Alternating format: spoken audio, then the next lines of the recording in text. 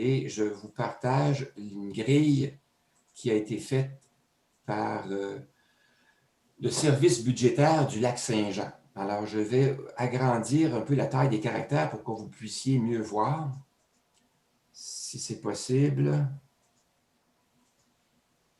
Est-ce que vous voyez à l'écran la grille budgétaire du service budgétaire du Lac-Saint-Jean?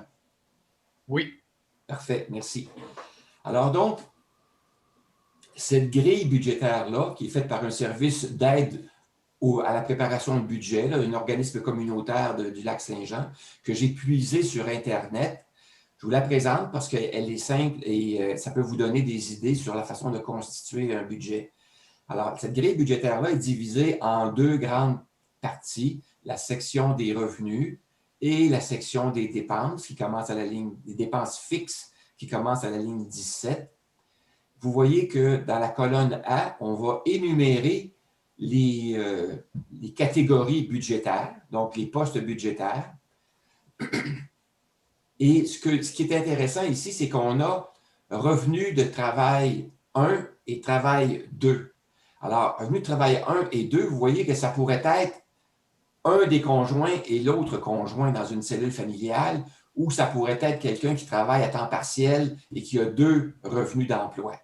Alors, c'est assez souple et ça permet de voir comment on pourrait faire comment on pourrait la réutiliser à notre profit. Ensuite, dans la colonne B, on voit la première étape où on dit « je prends connaissance de ma situation financière » et la deuxième étape, je revois mon budget en fonction de mes projets ou pour l'équilibrer. Alors donc, la colonne B dans laquelle on va décrire notre situation financière actuelle. Donc, on part de notre vécu, de notre réel pour pouvoir inscrire les éléments du budget. Et la deuxième étape, c'est de dire, bien là, pour tenir compte de ma situation, de mes projets, de ce qui s'en vient, comment ce montant-là va se transformer pour la prochaine période budgétaire. Alors, on a les deux comme ça. Ensuite, on a dans les dépenses fixes, on voyait qu'on a les dépenses relatives à l'habitation qui sont regroupées ici, les communications, le transport, santé, enfants. Pour chacun des enfants, eux, ils pourraient même décomposer les dépenses pour chacun des enfants s'ils le souhaitaient. Divers.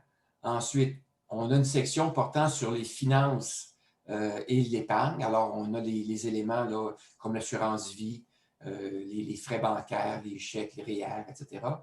Et on a une section aussi qui nous permet d'inscrire les dettes. Alors, si on a des dettes, on peut inscrire le montant des dettes que l'on rembourse par paye ou par mois ou par période. Là. Alors, c'est à nous de l'indiquer quels sont les remboursements qu'on fait de nos dettes ici. Enfin, on a les dépenses variables. Les dépenses variables sont celles qui vont varier d'une semaine à l'autre ou d'un mois à l'autre, tandis que les dépenses fixes sont celles qui concernent qu'on a vu un peu plus tôt. Là. Les dépenses fixes sont celles qui concernent souvent des obligations qu'on a contractées ou des engagements qu'on a pris envers des tiers et qui vont faire en sorte qu'on va avoir des versements à faire de façon régulière, le même montant à chaque mois ou à chaque 2 semaines. Alors, donc, on a des éléments qui sont plus fixes dans les dépenses fixes et on a les dépenses variables. Alors, je remarque ici que du côté des communications, on voit cellulaire 1 et cellulaire 2. Alors, on peut supposer qu'il s'agit d'un budget qui pourrait être utilisé par 2 personnes où on aurait, chacun a son cellulaire. Alors, donc, on pourrait penser à ça, comme ça. Assurance automobile 1, assurance automobile 2. Encore là, c'est la même chose.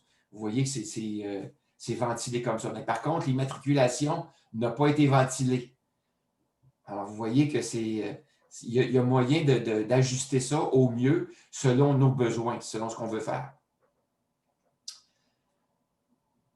Alors, c'est une façon de faire les éléments. Maintenant, dans l'onglet suivant, ce que j'ai placé, c'est simplement la référence. Si vous voulez accéder au fichier directement de la source est mentionnée avec la référence sur Internet.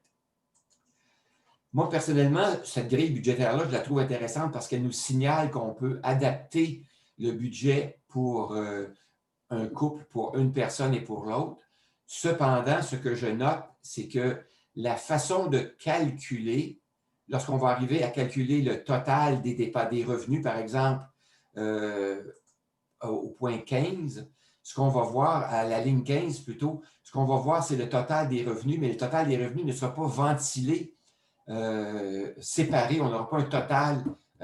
Sinon, oui, le total va apparaître ici, dans la ligne 7 et la ligne 8, ou la ligne 5 et 6 pour chacune des deux personnes. Donc, ça peut aller, ça peut être le montant total ici, ce serait comme à la ligne 15, ce serait le total pour la cellule familiale, tandis qu'on aurait les revenus séparés pour les deux conjoints aux lignes 5 et 6. Alors, c'est une façon de ventiler les choses comme ça, de les présenter, de les structurer de façon à ce qu'on puisse avoir à la fois les informations relatives à chacun des deux conjoints et on a le total pour la cellule familiale. C'est une façon de présenter des choses. Mais moi, je remarque que pour certaines dépenses, on a un seul permis de conduire, alors que s'il y a deux voitures, il y a probablement au moins deux permis de conduire, deux immatriculations. Alors, on n'a pas présenté l'information ventilée pour tous les postes. La même chose pour ce qui est des médicaments. Alors, vous voyez que ce n'est pas ventilé pour les médicaments de un, médicament de l'autre. C'est un peu une façon qui est pas, je dirais, qui n'est peut-être pas optimale si on veut voir clair dans nos finances, de façon séparée, conjoint par conjoint et pour le total de la cellule familiale. On aura d'autres grilles budgétaires qui vont vous être présentées plus tard, qui vont vous permettre de voir qu'on peut structurer notre grille de façon différente, qui va être plus adaptée pour voir plus clair pour l'ensemble des postes budgétaires et chacun des postes budgétaires pour les deux conjoints séparés et pour le total. Alors voilà, je vais terminer l'enregistrement de cette